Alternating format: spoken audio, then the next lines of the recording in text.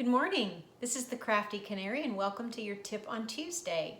Today we're going to start a series of videos on simple sourdough bread making.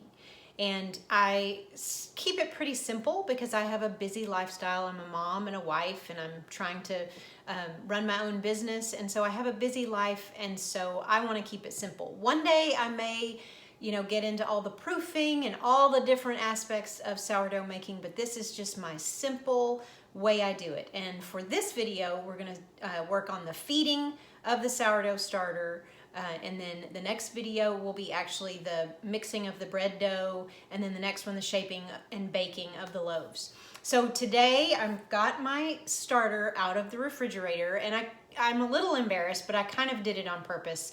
I haven't fed it in about a month, and so it is underfed. This gray liquid on the top is called hooch, which is a weird name. I have no idea why it's called that, but it's an indication that it's underfed. It's not bad. You don't have to look at this and say, ooh, that looks gross. It does look gross, but it's not bad. If there were pink or orange in it, yes, that would be mold and you would need to throw the whole thing away. But the gray is not an indication that it's bad. Now this starter, I started myself about 3 years ago, probably, somewhere around there. And you can start it for yourself, and it's easy, but it takes between 6 to 10 days. You have to be patient. You have to feed it twice a day and make sure it doesn't get, gross and leave it out too long. So you have to keep feeding it, you have to watch it, and when it gets ready, probably somewhere between 6 to 10 days, it'll be an active starter. But you can also purchase them, I found out today in some of my research online, or you can get it from a friend. If you live in town with me and would like to have some of this, I would be more than happy to give you some. So it's nice to have them continue and go on with other people rather than throwing it away, which we will end up sometimes discarding some. You can actually give it away, and that's a nicer thing than throwing things away. I don't like to throw things away, but I will link in the comments to some instructions on how to start your own. All it takes is flour and water and time and patience. Okay, so this one's about a month old. We've got this liquid. I'm going to go ahead and open it up, and it has kind of a fermented alcohol-y smell to it. Now you can pour off this liquid if you want, or you can stir it in. I like to just stir it in, so I'm just gonna stir it real good until it is incorporated in there.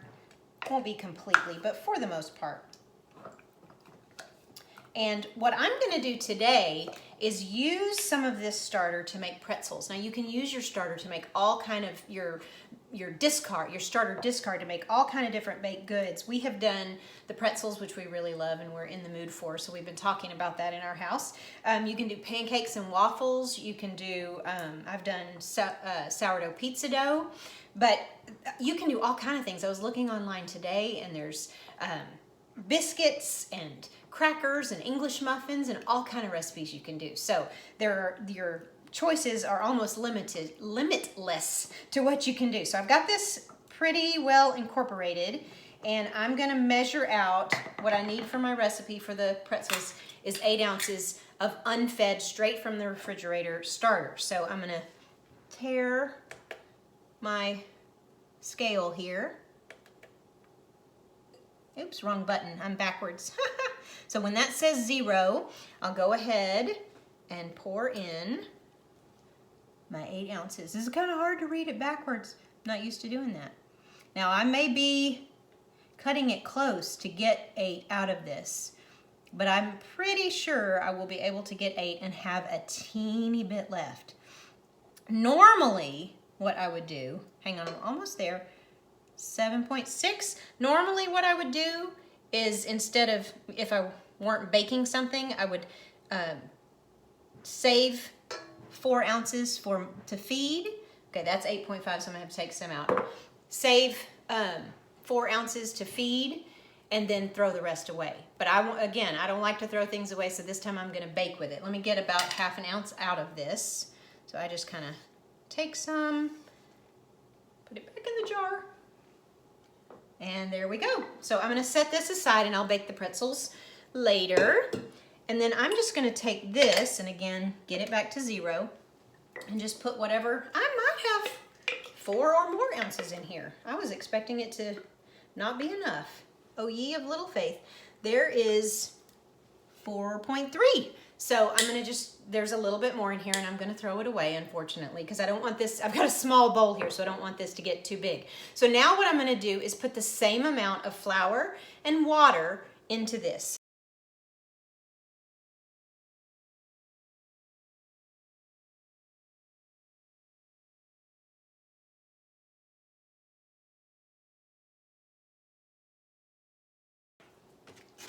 And you want to use purified spring drinking water, not distilled. I'm not positive on the reason for that, but you don't want to use distilled, I have read, so you want to use purified water. So I just keep a jug and I keep it in the fridge right before I'm going to feed my starter.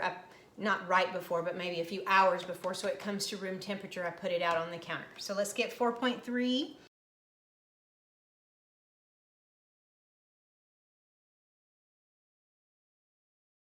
There we go. So I will take this off and stir it real good. I have such a small bowl, this might be a little difficult to stir. But what I do is stir and get it completely incorporated, and then I cover it with a dish towel and set it out on the counter, and then I feed it again at night. So I will feed this probably 2 or 3 more times, and then I will meet you back for my last feeding to show you what I do right before I mix the dough. Hi, I wanted to show you another one of my feedings because, as we mentioned before, I put this in a pretty small bowl, and so now that it has sat for a few hours, it has grown. So we see that if I left it too much longer, this would overflow the bowl. And so what happens when you feed it is all that yeast and air starts working in it, and it grows. So it really would grow out of this bowl if I left it for a couple more hours. So what I'm gonna do is put my bowl on my scale, and got a nice big one this time, and I'm gonna put 4 ounces of the starter, stir it down a little bit, into the bowl. There we go, and I've already pre-measured my 4 ounces of flour and my 4 ounces of water. And then again, I'm just gonna stir that up real good and cover it and let it sit here overnight. And in the morning, I will feed it again. There are a couple of things I also wanted to mention that I forgot before. One really important thing is yeast doughs are toxic to dogs. So if you have a dog, and I know you probably earlier in the video saw my little Maltipoo walk behind me. If you have a dog, you have to be really careful so that when I go over to the trash can and dump this out, if I drip anywhere, I want to make sure I get it all up so that the dog doesn't lick it. You don't want to feed your dog raw yeast dough of any kind because it could potentially kill them. And then also, you may have read or heard not to use reactive, or to use non-reactive bowls, and not to use metal. And you probably saw me earlier putting that beginning starter for the pretzel dough into my stainless steel mixer bowl. Stainless steel is non-reactive. You just want to avoid aluminum and cast iron, copper, things like that. Then I also wanted to show you the result of our pretzel making. This is the prettiest one. I didn't do very good on my forming today, but it's really, really delicious. So we'll see you in a little bit for the last feeding. Thanks. Welcome back. It is the next day, and I fed my starter last night and this morning, and now it's the next afternoon, and I'm ready to take the starter out I'm going to use for my bread dough, and then give it my final feeding before I put it back in the fridge. So I have my bowl that I use for bread making, for my sourdough making. This is just the bowl I mix it in and use. So I've got that on the scale, and I'm going to take out 8 ounces of the starter. So here it is. It's kind of a glare, but I'm trying to show you the beautiful bubbles that it has. I don't know how well you can see, but it has grown and it has those great bubbles. I'm going to stir it down a little bit and then put 8 ounces into my bowl and set that aside. Now, in this feeding I did last night, I did 6 ounces of starter and 6 ounces of flour and 6 ounces of water because I knew I was going to need the 8 ounces for my bread and then about 4 to be able to put back in the fridge. So it's okay if you don't do exactly 4 when you're feeding your starter, as long as you have the same amount of starter, flour, and water, you're good.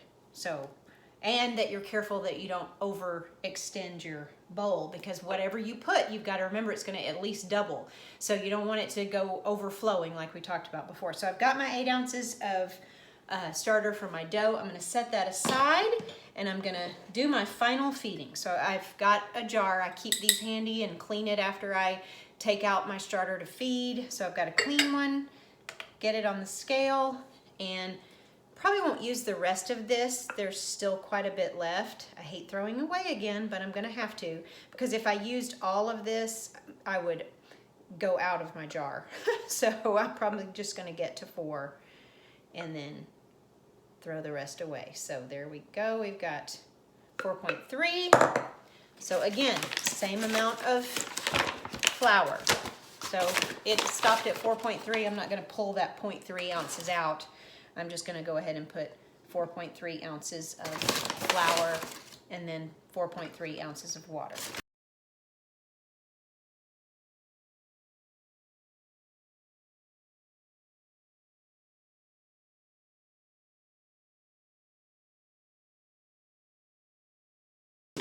So I have 4.3 ounces of starter, flour, and water.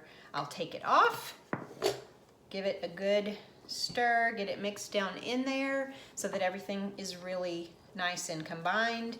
And then what I'll do is I will put my towel, my little dish towel, on top of it, and I will let it sit just for an hour or 2 out on the counter again to let it get active. And because it is so well fed and active now, it will only take an hour or 2 to get bubbly again and a little bit grown. And then I will put the jar lid on and I'll put it in the fridge and I'll be able to feed it again next week ideally. We don't want to leave it for a month like I did to get the gray liquid on top. But if I don't need bread, then I may not need to feed it or use it. But I could still feed it a couple times, put it back in the fridge even without making anything. But again, it's a little wasteful, so I don't like to do that. Stay tuned next week and I will show you how I mix the bread dough. It's not hard, but it is a time-consuming process, and it will be this afternoon, overnight rising, and then I'll shape the loaves tomorrow. So stay tuned and I'll show you how I do that. Thanks and have a great day.